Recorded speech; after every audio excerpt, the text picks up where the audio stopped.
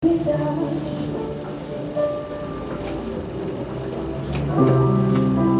quand ta présence et ne meurt pas.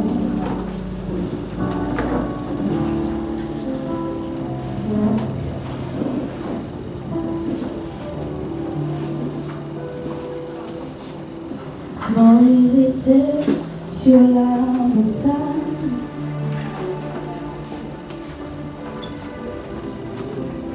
attendant que tu passes, tu mis ta main sur son visage.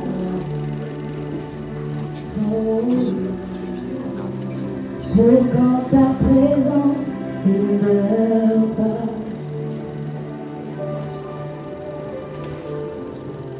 Mais tout Israël vu ta gloire et brillada en âme.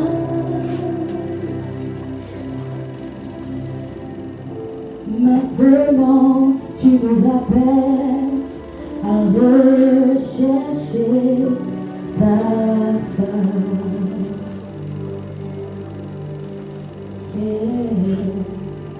Montre-moi ta face.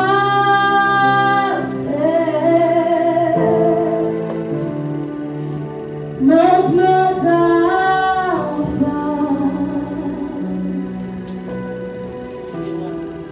Saint de force, mes anges, que je me tienne dans ce lieu saint. Montre-moi ta face, ta puissance et ta grâce.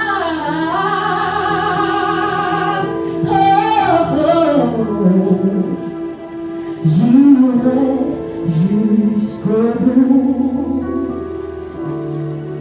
si tu me montres ta face. David savait qu'il y avait plus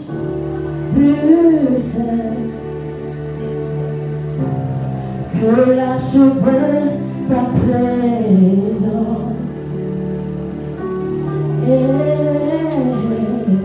Jésus est né dans une étable,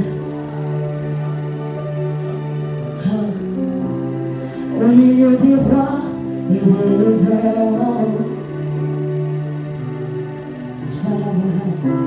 Mais tout Israël vu ta gloire et brillada en âge. Maintenant tu nous appelles à rechercher ta face.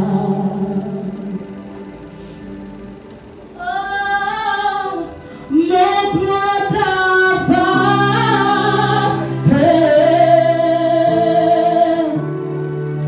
montre-moi ta face. La belle Shalamar, moi j'irai jusqu'au bout si je peux voir ta face.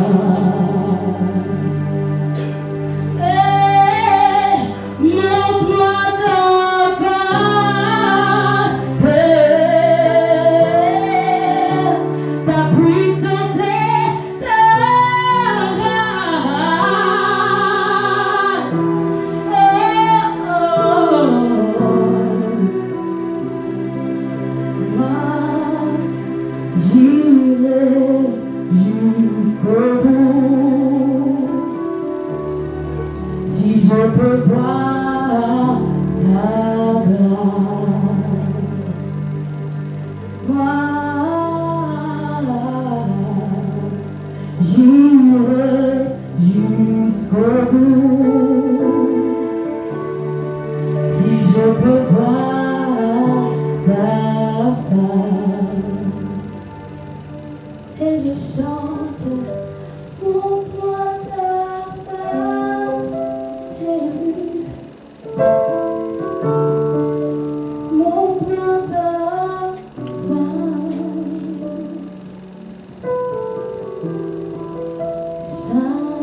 de force, mes jambes, que je me tienne dans ce lieu saint. Plie-moi ta grâce, oh Seigneur, je veux voir ta puissance et ta grâce. Et là,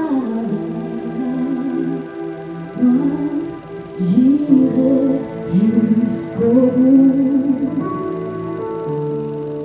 Si tu me montres ta main. Alléluia. Que nous bénissons et recevons la bénédiction.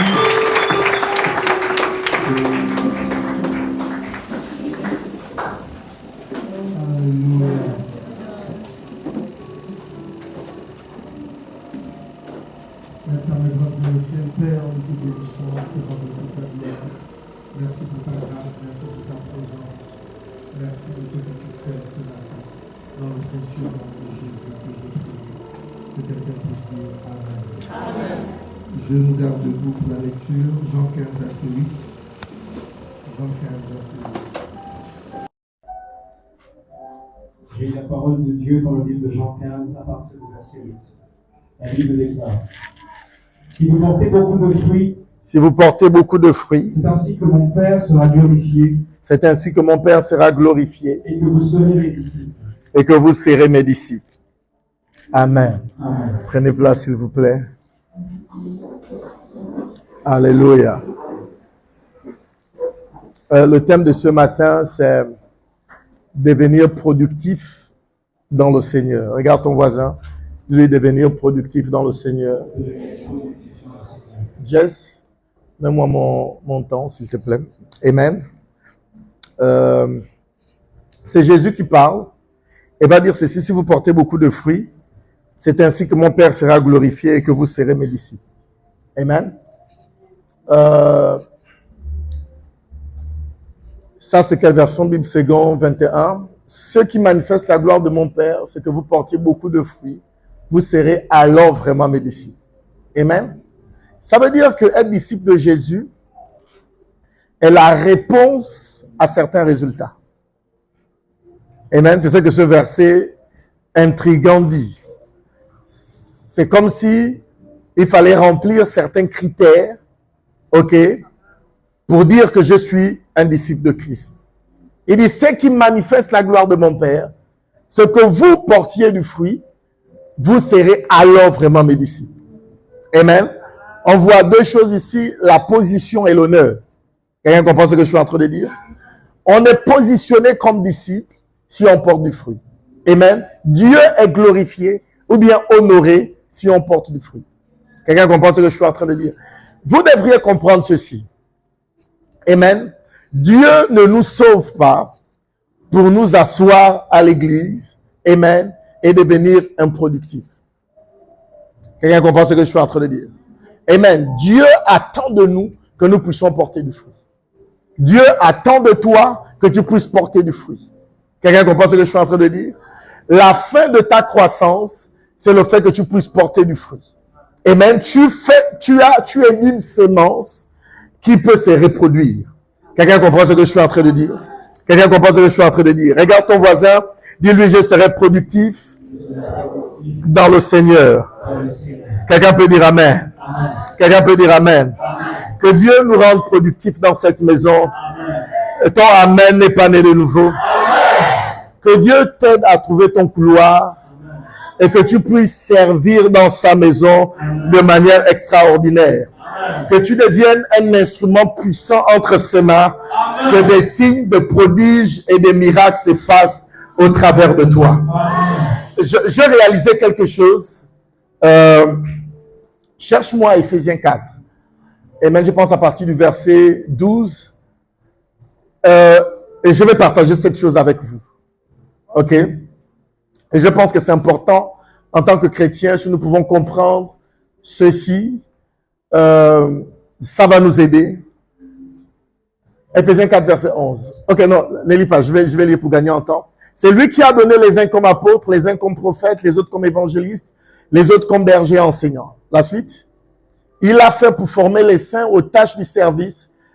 Mets-moi la version seconde, tout simplement. La version Louis second, pas Bible second. Il a donné les uns pour le perfectionnement des saints en vue de l'œuvre du ministère et de l'édification du corps de Christ. Amen. Non, reviens au verset 12. Voici ce que la Bible dit.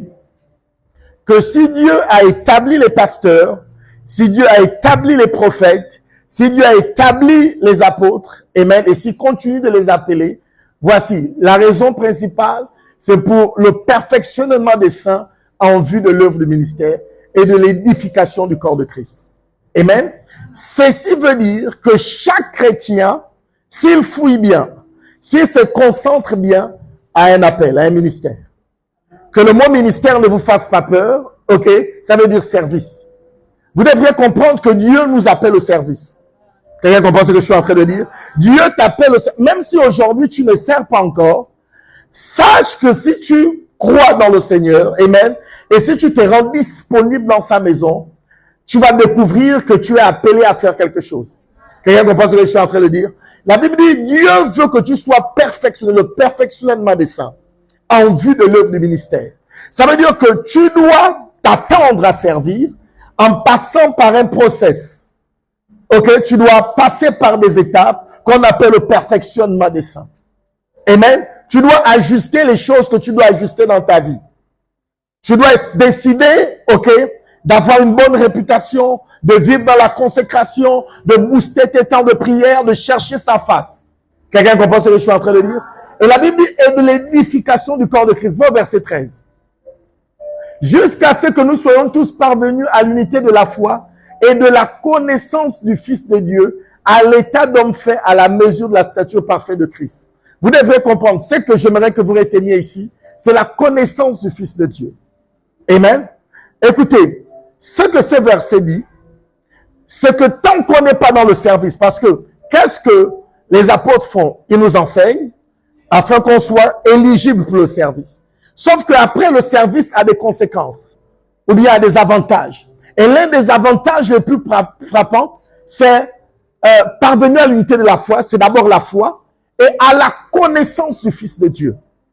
Amen. Jean 17, 3 dit ceci. Or, la vie éternelle consiste à ce que vous le connaissiez. Amen. Lui, l'éternel Dieu et son Fils Jésus-Christ. Ok? Ça veut dire qu'il y a une certaine vie qui ne vient que de la connaissance. Sauf qu'il y a une certaine connaissance qui ne vient que du service. Vous devriez comprendre ça. Que rester assis ne vous fait utiliser que 2% de la divinité en vous. La vérité, c'est que plusieurs chrétiens ne connaissent pas Dieu parce qu'ils ne servent pas. Et même plusieurs chrétiens sont effrayés par Satan parce qu'ils ne servent pas. Votre étape dans le service va développer en vous des charismes.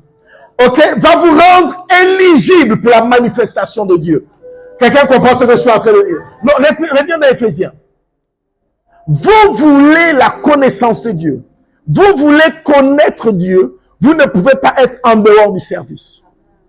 Quelqu'un comprend ce que je suis en train de dire? Vous ne pouvez pas dire que vous connaissez Dieu si vous ne servez pas.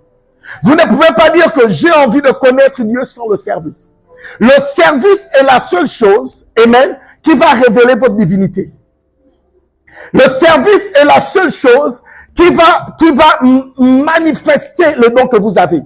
Comment vous saurez si vous avez un don de miracle? Comment vous saurez si vous avez un don de prophétie? Écoutez, les dons spirituels ne se manifestent que lorsqu'on sert. Tous ceux qui manifestent les dons spirituels hors du service ne sont que des mystificateurs. Vous devriez comprendre ceci. Vous savez, il y a des gens qui ont l'impression qu'ils sont sous onction 24 heures sur 24. Ils ont l'impression qu'ils sont dans les vapes, ils sont toujours dans l'esprit. C'est du mensonge. Je vous assure, il y a l'onction à l'intérieur de nous et il y a l'onction sur nous. Dans les Écritures, à chaque fois que la puissance de Dieu est descendue sur quelqu'un, c'est lorsqu'il fallait faire quelque chose.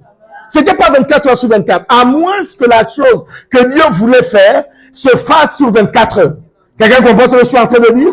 Mais Dieu se manifeste puissamment. Le Dieu des miracles, le Dieu des prodiges, c'est le Dieu du service. Pendant que vous vous éloignez du service, vous vous éloignez de la divinité. Vous serez un chrétien ordinaire, amen, si vous n'êtes pas capable de servir. Mais voici ce que la Bible dit. Dieu veut qu'on puisse porter du fruit. Amen. Mais pas qu'on puisse juste porter du fruit, qu'on puisse porter du fruit en abondance. Ça veut dire que ce que l'on fait est bien, mais c'est pas suffisant. Regarde celui qui est à côté de toi, dis-lui que tu sers maintenant. C'est bien, mais c'est pas suffisant. Il faut que ton niveau de service soit abondant. Tu dois faire 10 fois mieux que ce que tu fais maintenant. Amen. Si tu prêches, tu dois prêcher 10 fois plus que maintenant. Si tu pries, tu dois prier 10 fois plus que maintenant. Si tu gagnes les âmes, tu dois gagner 10 fois plus d'âmes que maintenant. Je prophétise ce matin qu'il y aura un réveil dans la vie de quelqu'un.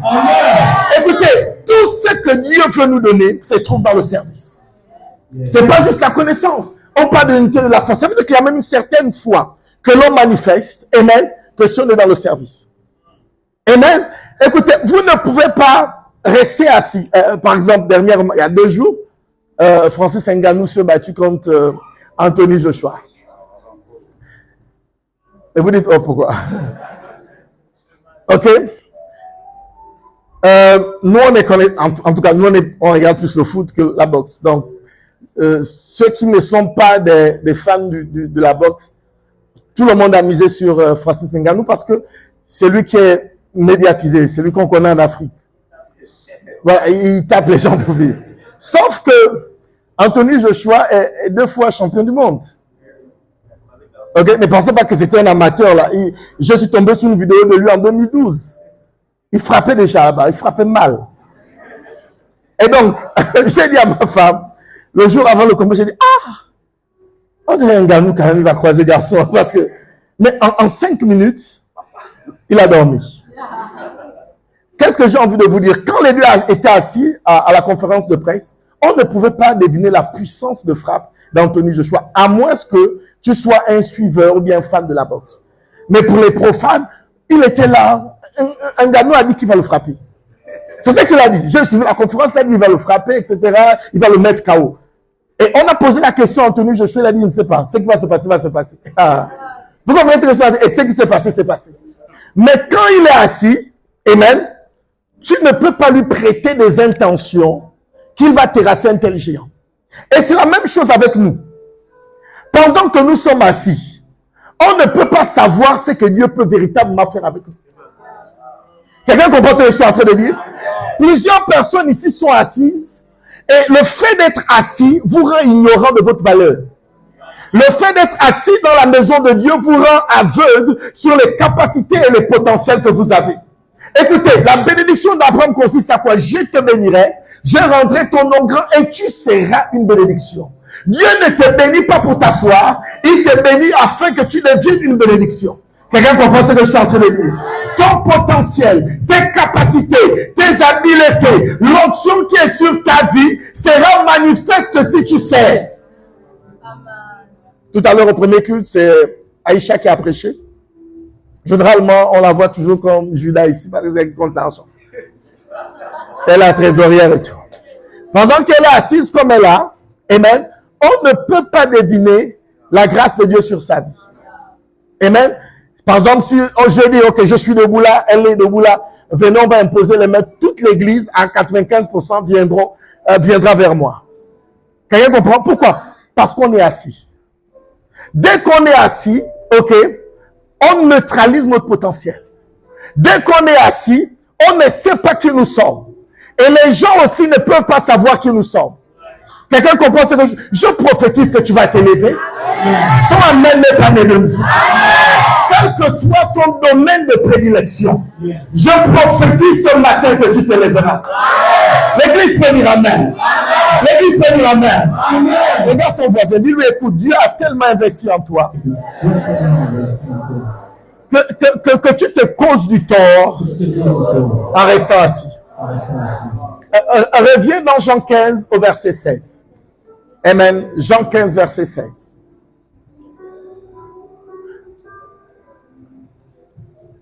Jean 15 verset 16. Voici ce que la Bible dit. Ce n'est pas vous qui m'avez choisi, mais moi je vous ai choisi. Et je vous ai établi afin que vous alliez et que vous portiez du fruit, et que votre fruit demeure, afin que ce que vous demanderez au Père en mon nom, il vous le donne.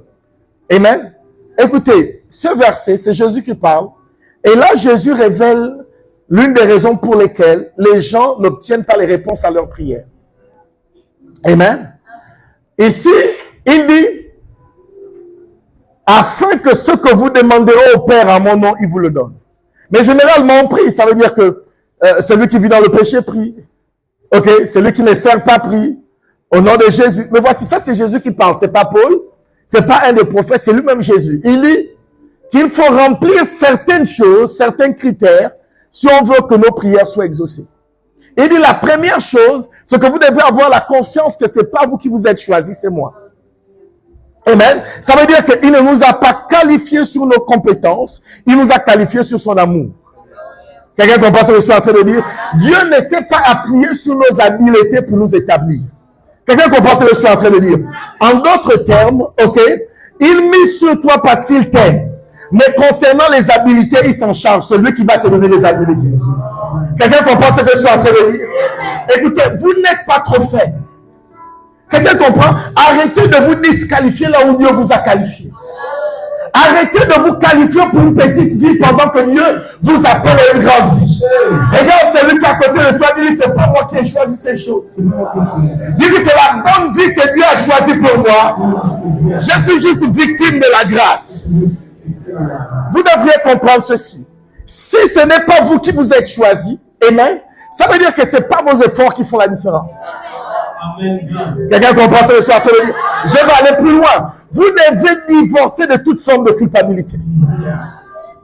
Ici, vous devriez comprendre qu'il nous a choisis avant même qu'on ne puisse poser des actes de justice. Dans Romains, la Bible dit, pendant qu'on était tous encore pécheurs, et même Christ n'a pas hésité à mourir pour nous. Ça veut dire que pendant qu'on l'insultait, pendant qu'on maudissait Dieu, il n'a pas hésité à mourir pour nous.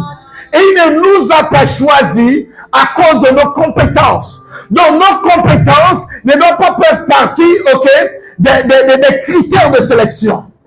Seule la grâce doit faire partie des critères. Je suis là parce qu'il a décidé que je suis là. Les portes s'ouvrent parce qu'il a décidé d'ouvrir ses portes. Écoutez, que la grâce de Dieu soit votre partage. Vous êtes prêts pour la suite? Que la grâce d'être choisi soit votre partage dans le roi. Quelqu'un peut dire amen. Il dit, c'est pas vous qui m'avez choisi, mais moi, je vous ai choisi. Ici, il s'adresse aux disciples, il ne s'adresse pas à tout le monde. Ça veut dire qu'il y a des milliers d'habitants en Israël, et même, son cœur s'incline vers 12 personnes. Que tu sois choisi pour les choses importantes.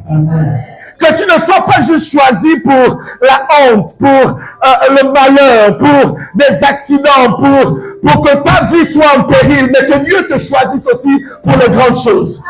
Touche ton voisin, dis-lui, je ne suis pas né pour les petites choses. Dis-lui, ne suis pas ce qui se passe en ce moment dans ma vie. Dis-lui, je suis en train de prendre l'élan. Les grandes choses sont en train d'arriver. Quelqu'un peut dire amen. Il nous a choisis. Et la Bible dit, il nous a établis. Ça veut dire qu'il a fait de nous le fondement. Il nous a rendus fermes. Il nous a établis. Amen. Il dit afin que vous alliez.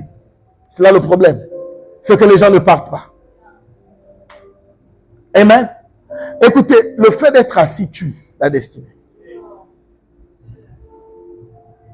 Je vais vous donner un autre verset plus tard. Amen. Mais il dit, afin que vous alliez et que vous portiez du fruit. Nous maudissons toute forme de stérilité. Amen. Que votre vie ne soit pas stérile. Amen. Tous amen ne sont pas nés de nous. Amen. Que vous puissiez être capable de porter du fruit dans les environnements où Dieu vous met. Amen. Que dans une entreprise, ce ne soit pas vous qui soyez le dernier. Amen. Que dans une communauté, que ce ne soit pas vous qui soyez le dernier. Toi-même me dérange un peu. Porte du fruit. À la prière de 6 heures, je disais ceci. Porter du fruit prend du temps. Vous savez, pour qu'il y ait du fruit, il faut déjà qu'on puisse planter. Accepte d'être planté. Et vous voyez, la Bible parle de, à moins que le grain ne tombe, Amen. Il demeure seul. Il doit tomber et il doit aller mourir en terre. Amen. Il y a dans le processus de porter du fruit la mort. Amen. Il y a le fait aussi de demeurer seul. Parfois, Dieu va permettre qu'on vous abandonne pour vous rendre meilleur. Écoutez, ne soyez pas toujours là, ok, à maudire les gens qui sortent de votre vie. Ne maudissez pas toujours les gens qui arrêtent de vous faire du bien. Parfois, ils arrêtent de vous faire du bien pour que la meilleure version de vous puisse sortir. Quelqu'un comprend ce que je suis en train de dire? Apprenez à bénir Dieu dans votre désert. Apprenez à bénir Dieu pendant la procédure de votre mort. À moins qu'un grain ne tombe, amen, à moins qu'il ne tombe et ne meure, il ne peut pas porter du fruit. La Bible dit qu'il va demeurer seul. Il y a au début du succès la mort, le rejet, le fait que les gens te tournent le dos, les critiques, amen, le fait que les gens disent non, lui là on avait déjà misé, mais c'est pas, accepte. Écoute, de toutes les façons, tu n'as pas d'évidence de ton succès. Accepte. Accepte qu'on se moque de toi. Accepte qu'on dise de toi que tu n'iras nulle part. Amen. Mais écoute, ils avaient oublié que tu étais une semence. C'est ça le problème. Et que lorsque les semences tombent en terre, en général, elles ne meurent pas pour mourir, elles meurent pour vivre. Tu ne mourras pas pour mourir, mais tu mourras pour vivre. Écoutez, Dieu va se servir de vos ténèbres, de vos déserts, afin d'en faire des sources d'eau vive et de lumière. Vous ne serez pas dans la confusion. Je prophétise dans le précieux nom de Jésus que votre désert ne vous tuera pas. Quelqu'un peut dire Amen. Accepte d'être arrosé. Parce que lorsque le grain est en terre, il a maintenant besoin d'une aide extérieure. Le grain ne s'arrose pas lui-même. Le grain s'arrose par l'arroseur. Quelqu'un comprend ce que je suis en train de dire? Écoutez, il y en a aujourd'hui qui refusent de l'aide à cause des frustrations passées. Écoutez, votre manière de réagir aux situations de la vie peut déterminer votre ascension dans votre destinée. Dieu va permettre des déserts, mais que ces déserts ne vous rendent pas amers. Écoutez-moi bien, c'est votre réponse au désert qui va déterminer la suite. La Bible dit le Saint-Esprit va conduire Jésus dans le désert, et même afin d'être tenté par le diable. Imaginez maintenant que Jésus soit dans le désert et commence à maudire Dieu. Commence à dire, ah, pourtant tu avais dit que j'étais ton fils bien-aimé. Parce que ce qui se passe avant d'aller dans le désert, il se trouve au Jourdain. Jourdain, c'est symbole de quoi? Symbole d'abondance. Le gars se trouve où il y a de l'eau. Et tout de suite, lorsque le Saint-Esprit descend, il le prend pour l'amener dans le désert. Après avoir rendu témoignage que c'est son fils bien-aimé. Comment tu me témoignes de l'amour et tu m'amènes dans le désert? Ça veut dire que le désert n'est pas déconnecté de l'amour de Dieu. C'est pas parce que Dieu nous aime qu'il va nous éviter le désert. Parce que sur certaines élévations, pas certaines, la majorité, la quasi-totalité d'élévations passe par le désert. Accepte ton désert et que ton désert ne te rende pas amer. Regarde celui qui est à côté de toi. Dis-lui, c'est pas parce que les gens doutent de toi. C'est pas parce que les gens parlent mal de toi que tu vas devenir amer. Accepte d'être arrosé. Est-ce que vous vous rendez compte que la première étape, c'est de tomber? Mais il faut qu'on t'arrose. Amen. Il faut que tu sois arrosé. Être arrosé, c'est quoi? C'est écouter les conseils. Être arrosé, c'est quoi? C'est être enseigné. Être arrosé aussi, c'est la grâce. C'est recevoir l'onction. C'est recevoir la bénédiction. Mais vous voyez, même après être arrosé, il faut toujours attendre le temps. Parce qu'il faut que la tige commence à sortir du grain. Non, avant même la tige, il faut que les racines commencent à s'enfoncer dans le sol. Et que la tige commence. Donc, porter le fruit, ok, c'est la fin de ta croissance. Vous devrez comprendre ça. Généralement, quand les gens ne portent pas le fruit, c'est parce qu'ils n'ont pas grandi. Les chrétiens qui ne portent pas du fruit, les chrétiens qui ne s'occupent pas de l'œuvre de Dieu, les chrétiens qui viennent à l'église, ils ne viennent pas à l'église, ça ne fait rien. Les chrétiens, écoutez, c'est un problème de croissance. En fait, c'est vous qu'on appelle les bébés spirituels. Ça se révèle par vos actes. Un enfant n'est pas intéressé par ce qui se passe dans la maison. Et je sais de quoi je parle. Il n'est pas intéressé aux factures. Il n'est pas intéressé par quoi que ce soit. Vous comprenez? Il casse seulement. Il joue, il court. L'église me suit, lève ta main droite. Dis, Père, permets que je puisse grandir dans ta maison. Écoutez très bien. La Bible dit enfin que vous alliez et que vous portiez du fruit. Il faut accepter d'aller. Regarde celui qui est à côté de toi. Dis-lui, il faut que tu acceptes de partir. Abraham, pour découvrir qu'il était, il a dû partir. Accepte de partir. Je vous assure, la puissance de Dieu, j'ai essayé de réfléchir sur le sujet. Et je me suis rendu compte, en fait, je vais même faire un programme d'ici là, sur la puissance de Dieu et le service. Les dons spirituels ne se manifestent que dans le service. Amen. Vous voulez voir les miracles, servez. Vous voulez prophétiser, servez.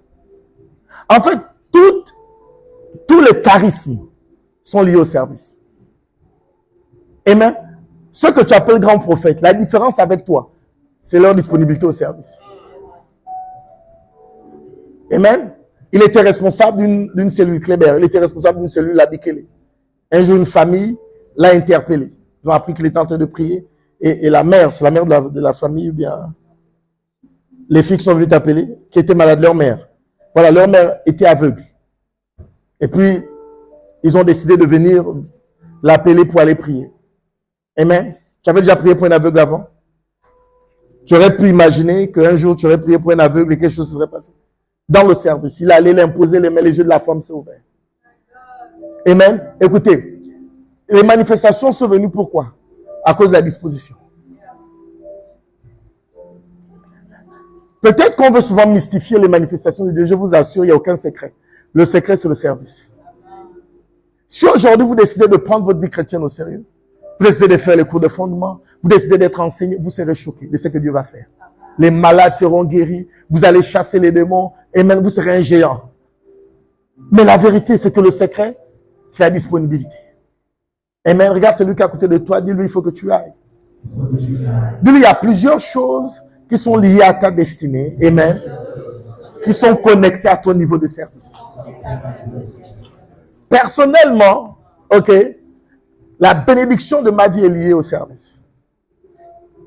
Ok, c'est que le ministère a pu m'apporter, ou bien est en train de m'apporter, est plus grand que tous les diplômes que j'ai reçus. Quelqu'un comprend ce que je suis en train de dire? Je me rappelle les années où je travaillais, les salaires qu'on me donnait étaient véritablement inférieurs au cachet que je peux recevoir lorsque je prêche quelque part. Amen. Écoutez-moi très bien, servez. Si vous commencez à devenir une bénédiction, vous serez béni. Amen. Ta vie doit servir à quelque chose. L'église me suit. Ta vie doit faire quoi? Servir. Amen. Ésaïe, c'est quoi? Ésaïe 61. Lève-toi, brille quand ta lumière paraît. Ésaïe 60 ou 61? 60. Amen. L'église est là. Dieu veut vous bénir. Regarde ton voisin, dis-lui, Dieu veut te bénir. Mais sois productif. Quelqu'un peut dire amen? Je vous assure, Dieu veut nous bénir. En fait, Dieu ne nous recrute pas pour nous humilier. Dieu ne nous recrute pas pour qu'on soit dans la honte. Peut-être vous avez croisé des pasteurs qui sont dans la dèche, qui sont pauvres. C'est une mauvaise version de tout ce que Dieu voulait faire. Et vous avez vu un verset comme ça où Jésus me dit, oh, on va pas comment? Il n'y a aucun verset comme ça. La sacrificature est liée à la trésorerie. La sacrificature est liée à l'argent. Le sacrificateur, c'est celui qui fait quoi? Qui donne les offrandes. Les offrandes, là, c'est quoi? Généralement, c'est de l'argent. On ne peut pas être sacrificateur et manquer d'argent. On ne peut pas se positionner et servir Dieu et manquer d'argent. Amen. Ésaïe 60, verset 1. La Bible dit, lève-toi, sois éclairé quand ta lumière arrive. Regarde ton voisin, dis-lui, lève-toi, sois éclairé. Écoutez, tu dois t'élever avant d'être éclairé. Plusieurs personnes manquent de lumière parce qu'ils ne se lèvent pas. Je vais dire ça autrement. Vous verrez mieux sur la suite de votre vie si vous décidez de vous lever. Vous êtes dans la confusion parce que vous êtes assis. Amen. Écoutez-moi bien, la perception ou bien la vue pour le prochain horizon, ok, est toujours mieux lorsqu'on est debout plutôt que lorsqu'on est assis. Quelqu'un comprend ce que je suis en train de dire? Vous ne voyez pas bien devant parce que vous êtes assis. Vous êtes dans la confusion parce que vous êtes assis. Quelqu'un comprend ce que je suis en train de dire? Mais je prophétise que vous allez vous lever. Ton amen me dérange un peu. Dis amen comme si c'est à toi que je parle. Regarde ton voisin, lui, il faut que je commence à m'élever. Amen. C'est un peu comme les affaires. Pour avoir les lumières dans l'entrepreneuriat, il faut t'élever. Tu ne peux pas dire que tu as de l'expérience en affaires ou bien en commerce en étant assis. Ce que tu racontes, c'est juste ma fausse. Tu parles pour parler. Et même la théorie sans la pratique, je ne sais pas ce que c'est. Quelqu'un comprend ce que je suis en train de dire? Si vous voulez avoir de vraies lumières, vous devez être sur le terrain. Plusieurs personnes sont confuses. Écoutez, vous voulez être des entrepreneurs, mais vous êtes en train de toujours aller vous faire former théoriquement. C'est bien, ok, ça peut éviter certaines choses, mais la vraie formation, c'est sur la pratique. Et même sur le terrain, en classe, on ne va jamais vous donner le cœur des personnes que tu vas employer. C'est sur le terrain que tu découvres que, oh, les gens sont comme ça devant l'argent. Vous comprenez ce que je suis en train de dire? Je prophétise que tu vas t'élever. Écoutez, afin de recevoir les lumières, vous devez vous lever. Vous voulez avoir la révélation? La Bible dit quoi? Ne t'inquiète pas lorsque tu seras devant la foule. Mets-toi seulement, je remplirai ta bouche. Amen. Si tu deviens prédicateur, tu parleras sagement. Dieu va remplir ta bouche. Les remarques que tu cherches se trouvent sur l'estrade. Je prophétise au nom de Jésus qu'il y aura une armée qui va se lever dans cette maison. Quelqu'un peut dire amen? Amen. Écoutez la suite dit, car ta lumière arrive et la gloire de l'Éternel s'élève sur toi. La première chose, dites avec moi la première chose. Je ne t'entends pas dire avec moi la première chose. La première chose. C'est que je dois m'élever. Je dois m'élever. Tu es homme d'affaires, lève-toi. Et même, écoutez, on a une seule vie. À moins que vous croyez en autre chose, à moins que vous croyez en la réincarnation. Mais même selon ma théologie, selon ce que je sais, ok, et selon tous les décès que j'ai déjà vus dans ma famille, les gens ne se réincarnent pas. Mais ils ne reviennent même pas en lézard, même pas en magouille, rien. Tu n'as que cette vie. Écoutez-moi bien, la valeur d'une chose est basée sur sa rareté. Tu es rare. Quelqu'un comprend ce que je suis en train de dire? Regarde celui qui est à côté de toi. Dis-lui dès que je pars, il n'y aura plus une autre version comme moi. Écoutez-moi très bien. Vous êtes une copie unique. La question que vous devrez vous poser, c'est quelle valeur vous allez accorder à cette copie que Dieu a envoyée. Quelle vie avez-vous décidé de vivre? Est-ce que c'est le confort dans l'humiliation? Le confort dans les petites choses? Aucune ambition? Et on ne rêve jamais grand? Que ces mentalités soient brisées. Amen. Il faut que tu te lèves. La deuxième chose, c'est dès que tu vas te lever, tu auras accès aux lumières. La troisième chose, c'est que dès que tu as accès aux lumières, la gloire de Dieu vient. Ça veut dire que la gloire de Dieu est le résultat des lumières. Écoutez-moi bien, il n'y a pas de gloire sans sagesse, sans connaissance et sans révélation. Parce que les lumières sont souvent symboliques de la connaissance. Quelqu'un comprend ce que je suis en train de dire? Or, la connaissance vient comment? Par la lecture. La connaissance vient par quoi? Par révélation, par prophétie, ok? Par enseignement. Vous comprenez? Donc, la gloire de Dieu dans ta vie dépend de ce que tu connais. Amen. C'est ce que tu connais qui détermine ta position. Tu es où tu es à cause de ce que tu connais. En fait, je vais dire ça autrement. Les résultats de ta vie actuelle ne sont que le reflet de ton niveau de connaissance. L'église me suit. Et je prophétise dans le nom de Jésus que Dieu va t'accorder les lumières. Amen. Quelqu'un peut dire amen. Amen. Continue la suite. Voici les ténèbres couvrent la terre et l'obscurité les peuples. Mais sur toi l'Éternel s'élève, sur toi sa gloire apparaît. Écoutez-moi très bien. Vous pouvez être la différence dans votre environnement. Amen. Ne pensez pas que vous devez toujours ressembler à votre environnement. La Bible dit quoi? Ne vous conformez pas au siècle présent. Ça veut dire que si dans le siècle présent, les gens deviennent pauvres, ne te conforme pas. Si dans le siècle présent, les gens ne réussissent pas, ne te conforme pas. La Bible dit quoi? Ne te conforme pas au siècle présent.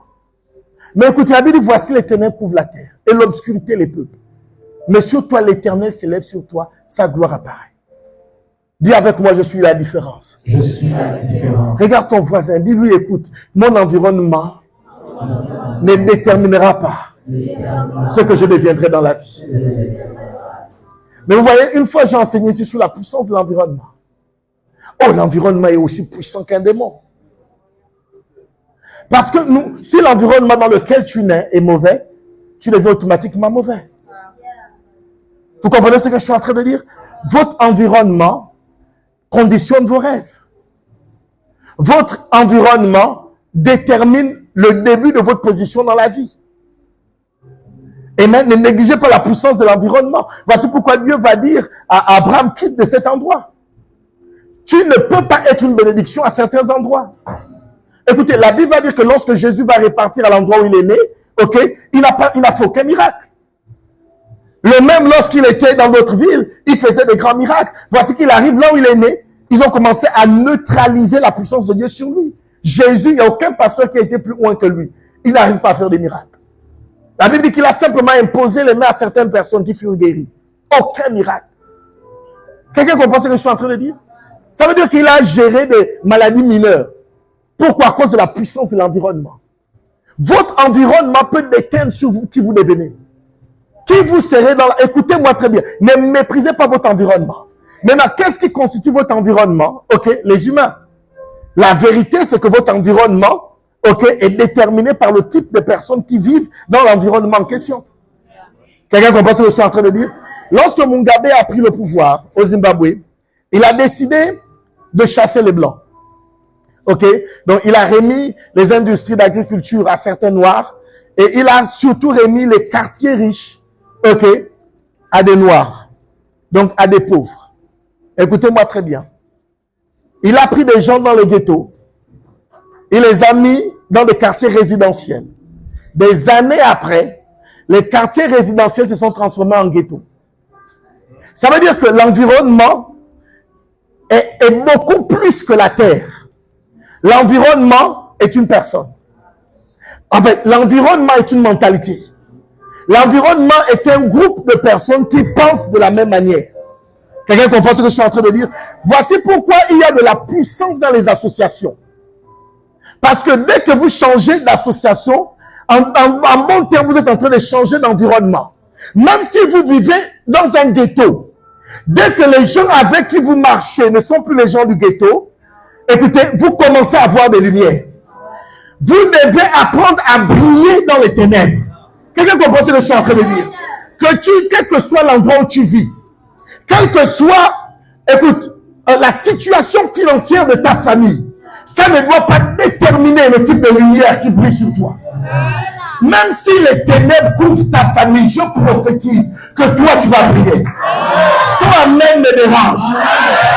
Écoutez, même si tu habites derrière le boutiquier, juste derrière le boutiquier, il faut passer sous 5 manguiers. Ne rate pas le 5e manguier, parce que si tu arrives au 6e manguier, c'est plus la même route. Juste à côté du 5e manguier, il y a un pneu. Il faut bien sauter parce qu'il y a un pont à côté. Oh my God. Écoute, c'est pas parce que tu es né dans ces conditions que tu dois t'arrêter là-bas. Est-ce que l'église comprend? Il y a celui qui est à côté de toi, je vais l'élever.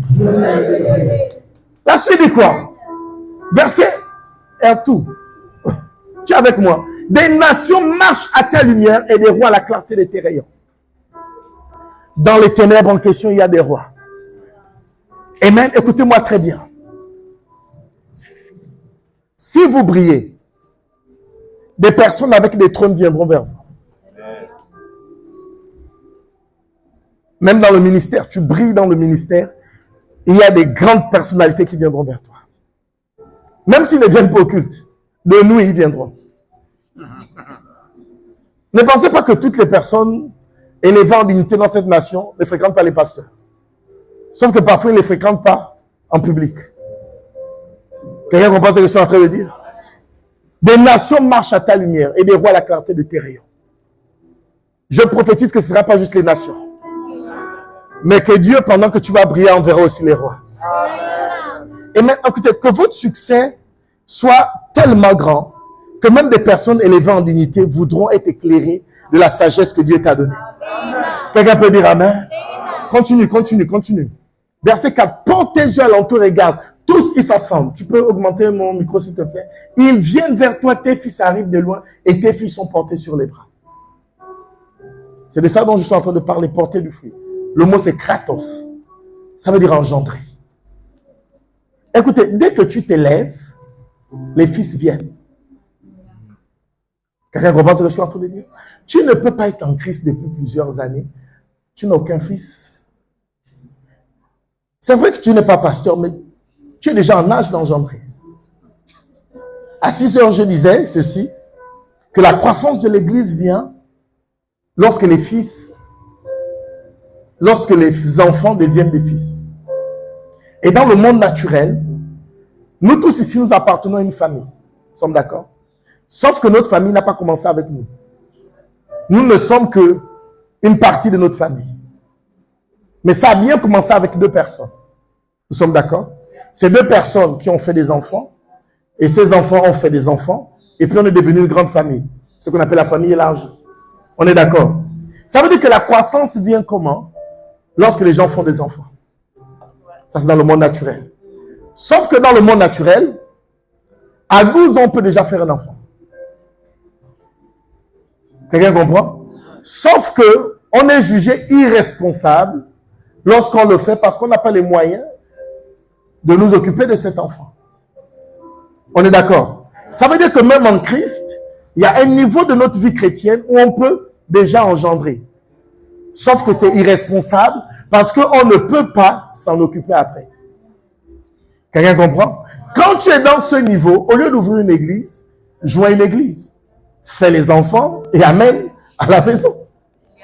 Quelqu'un comprend ce que je suis en train de dire? Et je pense que c'est ce qui se passe dans le monde naturel. Un enfant de 15 ans enceinte quelqu'un, ne pensez pas qu'il va s'en occuper. Cet enfant devient l'enfant de ses parents. On est d'accord? Et il y a le niveau où on peut s'en occuper, c'est quand on a les moyens. On est d'accord? Ça veut dire que même pour porter les fruits, ça dépend des saisons. Mais on doit tous grandir. Quelqu'un comprend ce que je suis en train de dire? Un enfant de Dieu, tu ne peux pas être en Christ, amen, et tu n'as jamais engendré. Je peux comprendre si ça fait 1 mois. Est-ce que vous savez que c'est pas chrétien de ne pas partager la parole autour de soi? Comment tu dis que tu es en Christ? Personne ne sait que tu es chrétien. En fait, on sait que tu es chrétien juste parce qu'on regarde tes statuts. Mais ça veut dire que tu n'as même jamais eu le réflexe de prendre un collègue, dire non, parce par quoi tu passes. Voici ce que le verset dit. Est-ce que tu permets qu'on prie ensemble? Tu n'as pas ce genre de réflexe. Mais la Bible dit quoi? Allez. Amen. Faites quoi? Gagner des nations. Dieu appelle quiconque ici pour gagner les nations. Lorsque Jésus va dire, suis-moi, je ferai de toi un pêcheur d'hommes. Amen. Dans le groupe des apôtres, il y a les prophètes, il y a les enseignants. Amen. Il ne s'agit pas de non, je prophétise. Non, tout le monde doit être gagneur d'âme. Quelqu'un comprend ce que je suis en train de dire? Amen. Et il dit, les fils viennent vers toi. Vas-y au verset 5. La Bible dit, tu tressailleras alors et tu te réjouiras. Et ton cœur bondira et se dilatera. Quand les richesses de la mer se tourneront vers toi. Quand les trésors des nations viendront à toi. Amen. Ça veut dire que tu deviens d'abord une bénédiction. Les fils viennent d'abord avant les richesses. Beaucoup de gens ne sont pas bénis parce qu'ils ne sont pas des bénédictions. Amen. Écoutez, vous devrez prendre conscience de ce que Dieu veut faire avec vous. Dieu veut changer les nations au travers de vous. Devenez une bénédiction. Trouvez du temps pour un groupe de personnes. Amen. Apprenez les fondements des Écritures. Parce que c'est ce à quoi il nous a appelés. L'Église me suit. Pourquoi c'est tellement difficile? Est-ce que tu trouves ça normal? Tu ne parles jamais de Christ autour de toi. Quand c'est le classico, on ne te reconnaît pas. Hein? Quand c'est les films, saison Naruto, tu maîtrises. Oh my God. Regarde ton voisin. Dis-lui, il faut que tu aies plus de zèle pour les choses de Dieu. Amen. Verset 6. Tu seras couvert d'une foule de chameaux, de dromadaires, de Madian et des failles. Ils viendront tous de Séba, ils porteront de l'or et de l'encens et publieront les louanges de l'Éternel. Vous devriez comprendre ceci. Pourquoi est-ce que Dieu veut que l'on aille? Amen. Je vous assure, si vous décidez de vous lever pour l'œuvre de Dieu, vous allez vous découvrir. Amen. Je ne vous demande pas d'être des pasteurs. Ça, c'est Dieu qui va en décider. Mais décidez de servir. Trouvez quelque chose à faire dans la maison. Amen. Ne soyez pas improductifs. Il y a une histoire dans Luc où un grand homme d'affaires a eu beaucoup d'argent en une année. Et pendant qu'il était en train de réfléchir, il réfléchissait. Qu'est-ce que je vais faire l'année prochaine? Et Dieu va lui dire aujourd'hui, même cette nuit, je réclame ton âme. Parce que tu n'es pas riche en Dieu. Dieu ne retire pas son âme. Parce qu'il est riche. Non. C'est parce qu'il n'est pas riche en Dieu. Ça veut dire que toute sa vie, il a mené juste pour les affaires, pour le matériel. Un jour, je discutais avec quelqu'un qui a une entreprise. C'est que la personne m'a dit.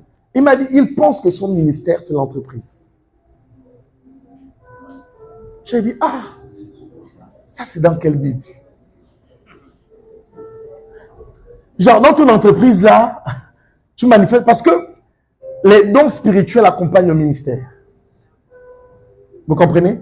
Ça veut dire que la manifestation de l'esprit, si ton entreprise, c'est ton ministère, dans ton entreprise, on doit voir les conversions, on doit voir une manifestation du don de l'esprit qui confirme ton ministère. Amen. Je comprends que c'est important d'avoir de l'argent. Amen. Mais si vous n'êtes pas riche pour Dieu, Dieu peut retirer votre âme. Vous ne pouvez pas vivre votre vie juste pour le gain. Ou bien pour la famille. Déjà, la Bible nous enseigne que quand Jésus reviendra, que celui qui est marié fasse comme s'il n'est pas marié. Parce que l'épouse, sera avec son épouse, si l'un d'eux joue, l'enlèvement, elle va, qui est parti? Vous comprenez ce que je suis en train de dire? Donc, vous devriez être conscient qu'un jour nous allons mourir et nos œuvres vont être évaluées par le feu. Dieu va nous demander les comptes, ok, pour la manière dont on a géré notre temps, pour qu'on n'a pas servi. Si vous lisez tout le livre d'Exode, vous allez vous rendre compte que Dieu délivre Israël parce qu'il n'y a plus d'adoration. Il n'y a plus d'autel qui est bâti. Amen. Il délivre Israël de l'Égypte afin qu'on puisse aller l'adorer et le servir. Écoutez, Dieu ne vous a pas sauvé pour être assis. Vous devez trouver une raison de servir Dieu. Si vous ne voulez pas servir Dieu, trouvez une raison. Amen. Mais Dieu va nous juger. Vous savez, dans les Écritures, il existe 2 trônes. Il y a le grand trône blanc, où ceux qui ont refusé l'évangile seront jugés. Et il y a le trône de Christ, où Dieu va juger tous les chrétiens par rapport à leurs œuvres. Et croyez-moi bien, il ne va pas vous demander pourquoi tu n'as pas construit l'entreprise là. Jésus ne viendra pas là sur son trône pour dire pourquoi tu n'as pas voyagé. Ah, les gens là de Dubaï, toi tu n'es pas parti. Là-bas, non. Et même les questions seront autres. Il va te poser des questions utiles. Ta vie a servi à quoi? Lorsque je t'ai parlé. Vous savez, il y a des gens, par exemple, qui ont un don de prophétie. Dieu leur parle beaucoup par les rêves. Ok, c'est Dieu. Ça veut dire qu'il y a un dépôt prophétique dans ta vie. Mais tout ce qui concerne le service ne t'intéresse pas. Dieu te demandera. Il va te demander, je t'avais donné le don là. Est-ce que tu as même été intéressé? J'ai une de mes filles. Lorsqu'elle fait l'école, lorsqu'elle doit préparer les examens, elle étudie de 6h pile jusqu'à minuit. Mais ne pensez pas qu'elle fait ça pour la Bible. Vous comprenez ce que je suis en train de dire? Regardez comment les gens sont prêts à fournir des sacrifices pour les choses qui vont passer. Est-ce que vous vous rendez compte que même les choses pour lesquelles on se bat, ça, oublions même le jugement. Dès qu'on meurt, on part seulement avec, là c'est parce qu'ils veulent même, hein, une paire de chaussures, une veste, une chemise. Non, c'est seulement ce qui part avec toi. Ça veut dire que tu peux avoir des millions de dollars. Tu ne pars pas avec ton argent. Pire si c'est en banque, ils vont trouver un moyen de te gratter ça. Comme la France est en train de garder nos biens en France là. Ils ne veulent pas rendre. Ils disent qu'ils veulent faire de nos villas, que nos propriétaires vont acheter avec notre propre argent. Ils vont faire ça des logements sociaux. Dans les quartiers résidentiels UP de France. Parce qu'ils ne veulent pas rendre. Et maintenant, donc, il n'y a rien. Regarde les choses que tu poursuis, les choses pour lesquelles tu te bats. Si aujourd'hui devait être ton dernier jour, est-ce que ces choses ont de la valeur? Amen. Parce que lorsque moi je lis les Écritures, je me rends compte que même la bénédiction qu'on prêche là, n'est pas liée juste à la dîme, payer la dîme et tout. Vous vous rendre compte que le succès en Christ dépend de plusieurs choses. C'est un peu comme l'avion. Parfois, les vols sont retardés parce qu'il y a un truc dans l'aile qui ne fonctionne pas. Et donc, ça neutralise tout l'avion. Et la prospérité en Christ répond à plusieurs facteurs. Et l'un des facteurs, à part le fait de payer les dîmes, etc., parce qu'il y a des gens qui pensent que leur argent peut remplacer leur disponibilité. Amen. Vous devez servir. Vous devez apprendre à devenir productif dans la maison de Dieu. Pourquoi autant de zèle pour autre chose? Quelqu'un me suit? J'ai reçu le Seigneur à l'âge de 15 ans. Amen. J'ai jamais regretté. En fait, je me suis donné à fond dans le service. J'ai donné ma vie au Seigneur à l'âge de 15 ans. À 16 ans, j'ai commencé à être MC. 15 ans et poussière, j'étais déjà à l'intercession et tout, pour ma vie MC. 17 ans, m'a donné une cellule. 2 ans plus tard, la cellule avait 100 membres. Donc, parfois quand je vois les jeunes là, je les regarde, je dis, boah, non. Comment vous faites? Pourtant, ils prêchent bien. Ça veut dire que quand je compare la manière dont ils prêchent à quand je prêchais quand j'avais 16 ans, 17 ans, ils prêchent beaucoup mieux. Mais la stérilité. Pourquoi? Parce qu'aujourd'hui, ce n'est pas un évangile poussé vers l'essentiel de l'évangile. Parce que l'évangile, ce qui est essentiel, c'est gagner les âmes, les former.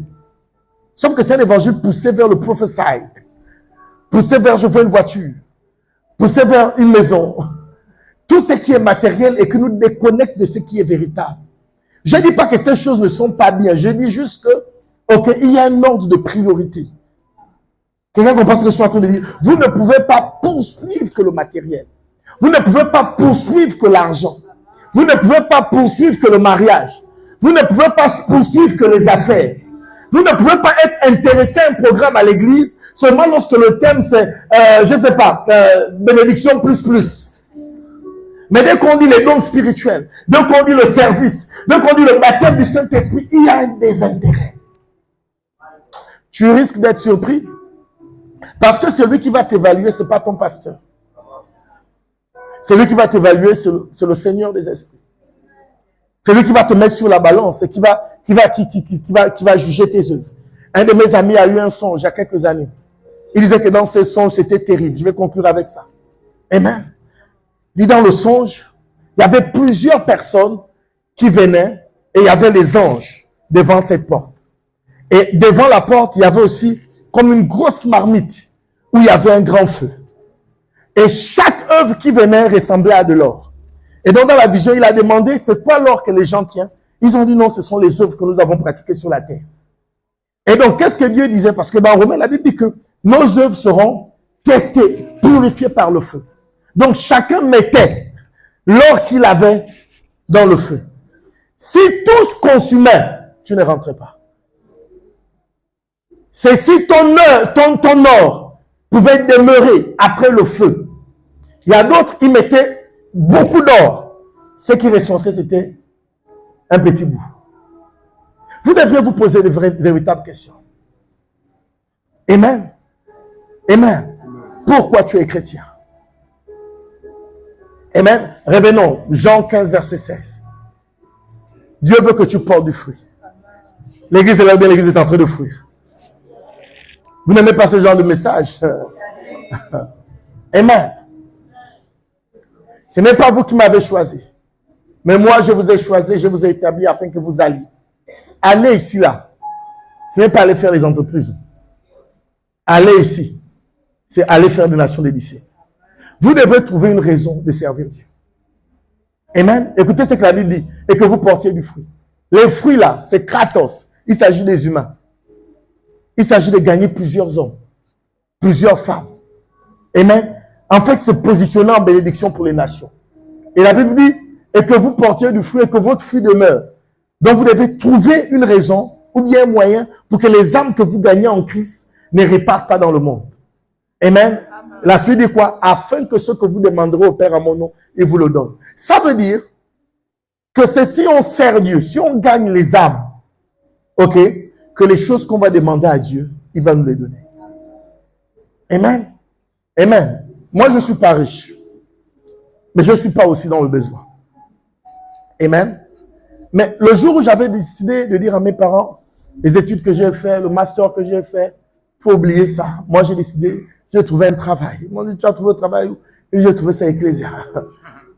Le travail va consister à quoi? Oh, dans les critères de l'emploi, c'est chasser les démons, prêcher, prier. Hein? C'est ça, c'est qu'on demande là-bas. C'est pas, on ne demande pas beaucoup de choses, beaucoup de prières, beaucoup de méditation. Et même l'évangélisation, c'est ça. Amen. J'avais pas de voiture quand j'ai pris cette décision. J'avais pas de maison. J'étais pas marié. J'avais pas d'enfant quand j'ai pris cette décision. Mais Dieu ne m'a pas déçu. Quelqu'un comprend ce que je suis en train de dire? Dieu ne m'a pas quoi? Il ne m'a pas déçu. Amen. Mais vous voyez, vous devez décider de mourir. Vous devez décider d'embrasser les plans de Dieu. Vous devez décider, juste pas en train de dire qu'il faut fuir l'école. Non, faites l'école. Mais servez Dieu. Amen. Parce qu'on ne sait pas quand ce sera le son de la trompette pour toi ou bien pour moi. On ne sait pas à quel moment Dieu va nous appeler. Et même parfois, on est même ingrat par rapport au fait de se réveiller. La seule chose que moi je sais, c'est quand je dors, je ne sais pas comment je fais pour me réveiller. Combien savent comment il faut pour se réveiller? Qu'est-ce qui se passe pendant tout ça?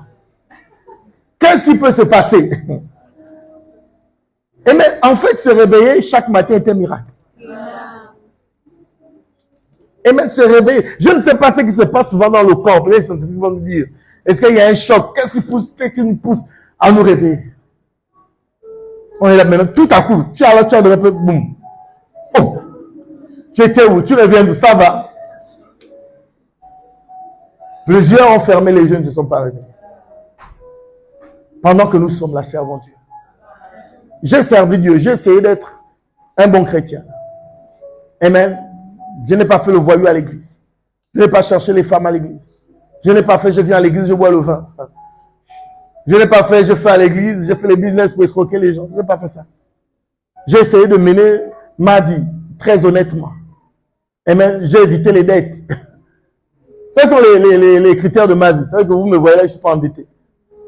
Ce que je n'ai pas, je ne cherche pas. Ce que je ne peux pas avoir, je laisse. Je ne vais pas dans une boutique prendre un article et dire je vais payer dans 3 mois. Ce n'est pas des choses que j'ai fait. Je n'ai pas été éduqué comme ça. Quelqu'un comprend? J'ai essayé d'être transparent. L'église me suit. L'église me suit. Parce que je me suis toujours dit que Dieu regarde ce que l'on fait. Je n'ai pas dit que j'ai été parfait. Hein. J'ai dit que Dieu regarde. Amen. Que fais-tu pour le Seigneur? Comment est-ce que toi tu peux porter du fruit? Et même pendant que l'église est en train de grandir, donc bientôt on va commencer un 3e culte le soir. Il y aura encore beaucoup plus de gens. Et même, que vas-tu faire? Ou bien tu seras seulement assis. Il y en a aussi qui viennent des autres églises. Vous êtes là, vous venez des autres églises. Là-bas aussi, vous ne serviez pas. On vous a versé l'onction. On vous a versé l'huile. On vous a envoyé le feu. Comment autant de pasteurs te prêchent, mais tu ne changes pas? Tu es seulement assis là. Là, quand il prêchait, il y avait le vraiment. Hein? Moi, je sens, là, le pasteur là, il n'avait pas le power là. Tu vas seulement comme si tu étais un détecteur d'onction d'église en église. Ah, c'est quand que tu vas porter du fruit. C'est quand que tu vas. Regarde celui qui a dit, tu vas porter du fruit. Regarde ton voisin, dis-lui, tu vas porter du fruit quand. Amen. Dis-lui que lorsque je parle du fruit, je parle des âmes. Dis-lui à quel moment tu vas décider de témoigner de Jésus. Peut-être que vous n'avez pas vu dans Ésaïe 60, hein, les hommes viennent avant les richesses. Amen. Dès que vous avez les hommes, vous avez la richesse. Vous comprenez ce que je suis en train de dire? L'évangélisation va vous connecter à des grosses sources de bénédiction. En fait, plus vous allez gagner les âmes, hein, vous aurez aussi un téléphone noir. Amen. Quand vous êtes dans le besoin. Il y a beaucoup de choses. Et même qu'aujourd'hui, parce que je prêche, il y a des choses que je ne fais pas. Aller faire les tests à l'hôpital, je ne fais pas. L'hôpital vient vers moi. Aller dans les banques, ce sont des choses que moi, je ne peux pas aller passer 1 heure dans le rang. Mais c'est quoi les bénéfices de la prêche? Et ne pensez pas que ça arrivait, genre, je connaissais forcément quelqu'un. Non, je suis parti un jour dans une banque dont je ne vais pas mentionner le nom. Prendre de l'argent dont je ne vais pas mentionner le montant. Je suis là, comme tout le monde. Je vois là-bas une jeune dame qui me salue. Bonjour, monsieur. On est là dans le rang. Je dis bonjour. Une autre dame vient. Bonjour, pasteur. Je dis bonjour. Là, je comprends maintenant que ça m'appelle pasteur. On est dans une banque. Hein. Donnez-moi vos papiers et tout. Je dis, ok. Est-ce que Dieu vous a parlé? Elle m'a enlevé du rang. Elle m'a amené dans un bureau. Vous voulez quoi? Je dis, ça. Ok, ne vous inquiétez pas. Signez seulement ici. Amen. Donc, tout ça à cause de quoi? Du service. Amen. Si tu sers, des portes vont s'ouvrir. Là, je n'ai pas envie de parler des autres choses. Des bénédictions. Amen. Mais si tu sers, Dieu va te bénir. Si tu sers, Dieu va te bénir. Amen. Bénis Dieu, ou bien sers Dieu avec ton temps. Sers Dieu avec ta disponibilité. Sers Dieu avec tes ressources. Rends-toi disponible. En tout cas, ce ministère-là, c'est un ministère où on parle beaucoup du service. Amen. On ne parle pas beaucoup d'entrepreneuriat ici. L'Institut de gestion est là pour ça. On parle de service. Amen. On parle de service. Servez. Faites quoi? Servez. Servons. Servons Jésus. Amen. Les âmes qui sont autour de nous, qui meurent dans le péché. Faisons quelque chose pour eux. Les gens qui souffrent. Et même, j'ai appris qu'à Lambaréné, il y a encore un village de lépreux. Vous vous rendez compte? J'ai envie de mener une action là-bas. Si Dieu me fait grâce, avant la fin de l'année, je vais aller faire un programme à Lambaréné. On va aller rendre visite aux lépreux. Ta vie te sert à quoi? C'est seulement pour draguer. C'est seulement pour danser. C'est seulement pour faire les TikTok. Oh my God. Lève ta main, toi, dis Seigneur, je veux te servir. Pourquoi c'est en Christ que tu n'es pas dynamique?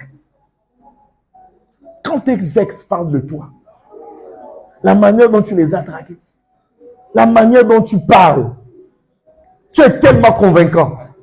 Pourquoi dès que c'est l'église, tu perds ton laïus, tu perds ton verre? Si c'est la politique, oh my God, tu arrives à regrouper les gens. Pour dire non, moi je pense que c'est le candidat là qu'il faut. Tu es convaincant, tu as des arguments. Dès qu'il s'agit de servir. L'église me suit. Un jour, une femme, on l'a prêché l'évangile. C'était une maman. Puis elle a commencé à nous insulter. Mes enfants, je ne ris pas avec vous. Vous me prenez pour qui? On était plusieurs. Donc, mes frères ont commencé à lui parler. Moi ça m'énervait déjà. J'ai pris la chaise, je me suis mis assis devant elle. Je l'ai regardée, j'ai dansé. J'ai dit, madame, merci pour les injures. Mais si vous mourrez aujourd'hui, où irez-vous? Elle s'est tue. J'ai dit, c'est bien de nous insulter. Je lui ai dit, vous pensez qu'on n'a rien à faire? C'est une très bonne question quand même. Vous pensez qu'on n'a rien à faire? Genre, vous êtes trop important. Peut-être qu'il y a des gens qui pensent ça comme ça dans l'église. Non, tu es sérieux? Qui n'a pas sa vie? Et parfois, les pauvres sont plus orgueilleux que ceux qui ont. Et c'est là le choc. Ça veut dire que parfois quelqu'un qui est éduqué, quelqu'un qui a l'argent va te dire, non, assieds-toi, je vais t'écouter.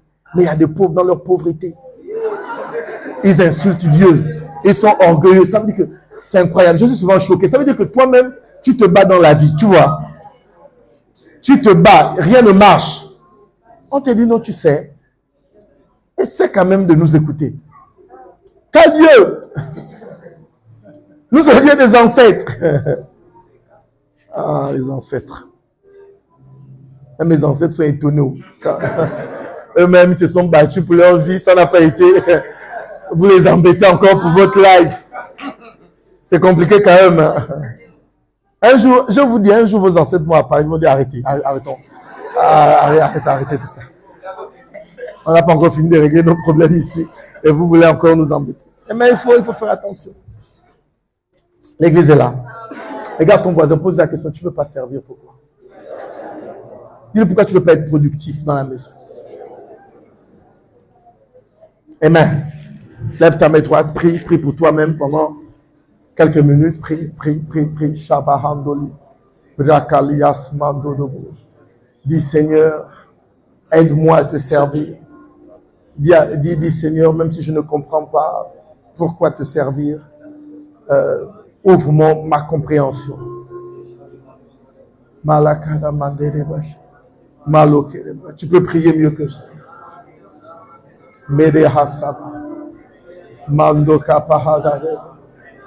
Bere Kalam. Makola Badama. Marakade Bere. Mando Dobosha. On peut prier. Demande à Dieu de te montrer ta voix dans la maison de Dieu.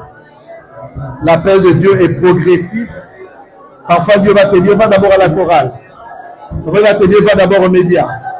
Parfois, il va te dire, va d'abord à l'évangélisation. Il est en train de te préparer de belles choses de temps. Mando Kapahalias.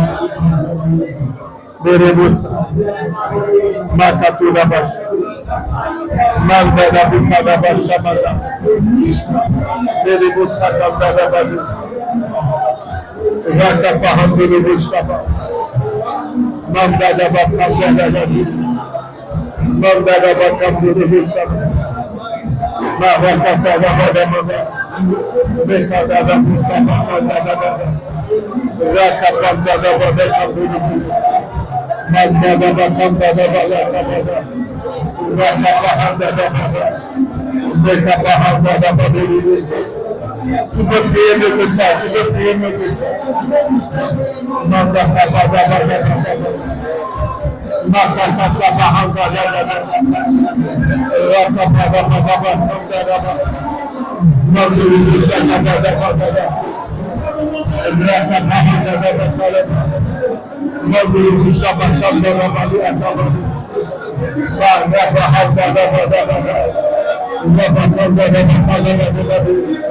Mikala Bahanga Sabah. Magata Kanduru Sabah. Magata Kandala Bahala. Megala Bahala. L'éternel m'a dit qu'il pourrait s'envoyer, qu'il se lèvera et marchera pour nous. Je dis, me voici, partout je chanterai.